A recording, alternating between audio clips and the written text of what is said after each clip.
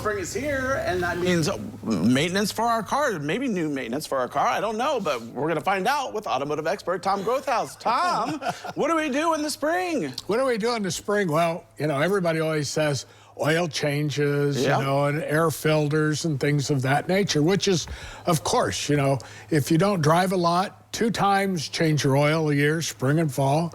You know, if you drive a lot, then you change your oil for the 5 or 10,000 miles, however you do it, whether it's regular oil or whether it's synthetic oil. You know, I still say the synthetic is much better because you go out on the interval, so you go out 10,000 miles. Consequently, with that, you pay less at the service counter, and you're still going out the same amount, less hassle for you. Okay. So, you know, whether we want to buy a car or whether we want to fix up our car, that's really up to you.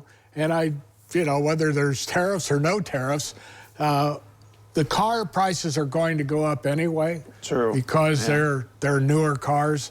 And the used car market is better now than it's been in years. Yeah. So that's a real plus. And if you look, they're later model used cars. So it could be a very good omen for you. But the bad part is your maintenance could be a lot higher with a newer used car. Really? For instance, a CVT-driven car that has a CVT is a constant variable transmission. It's like a snowmobile transmission. It opens and closes, and there's a belt in there, a metal belt.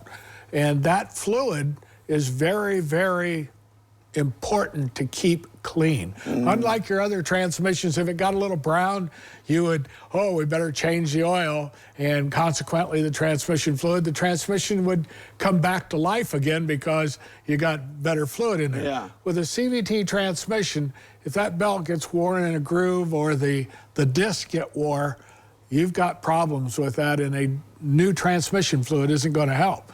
So the bad part about changing that fluid can cost you between $400 and $800. That is something that you know, a transmission oil change, maybe $100, $150. Now between $400 and $800 because of the fluid you put in. So it's very critical to do that right.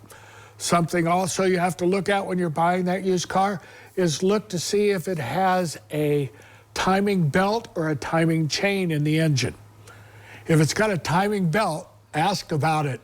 Because if it's got a timing belt and you're going to buy this car and it's got 90,000 miles on it, it's time for a timing belt to be changed. What is the timing belt? Timing belt makes the valves and the crank all line up with the pistons. Oh. And if the timing belt breaks, we don't have a non-interference engine anymore because we want that air coming in with our valves. Well, with a non-interference engine, you can have a belt break and the engine's okay.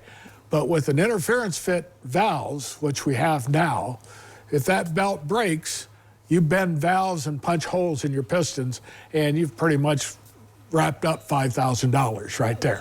So if it's got that 90,000 miles to 100,000 miles on it, it hasn't been changed, and you buy this car, that's $1,000, $1,500 just to change that. Okay. And with the transmission fluid, with the CVT, you're talking another $400 to $800. Those could be some major costs that you're not expecting. Now, the simplest thing is, have you ever heard of people changing spark plugs? Well, here, with a 4-cylinder engine now, 80, 90, or 100,000 miles on a spark plug change. So that's not a big thing anymore. No. What about tires? You know, everyone talks about tires for winter, tires for summer. Like, is there anything we should look for in a tire for the springtime? No. It's just all-weather tires. All-weather tires anymore. I mean, tires go, you know, 40, 50,000 miles anymore. So all-weather tires, all-terrain tires for your car on the road, that's the way to go. You Inflation? Don't want to buy what about when you inflate it? Inflate it to the specifications. Okay. And that specification is open up the driver's door, look on the door pillar, and it'll tell you the specifications. Do not inflate to the highest number. those pressures, if you inflate it to the highest number, and then those pressures will go up 5 to 6 pounds above that, and then a tire could blow. So you just put it to what is normal pressure. Tom, I always appreciate you coming on today. You're a genius when it comes to the automobiles. Wow. I appreciate it. Okay, that sounds really good. All right, well, thank you once again, Tom. Okay, thank you. All right, well, don't go away because medical news is coming up next.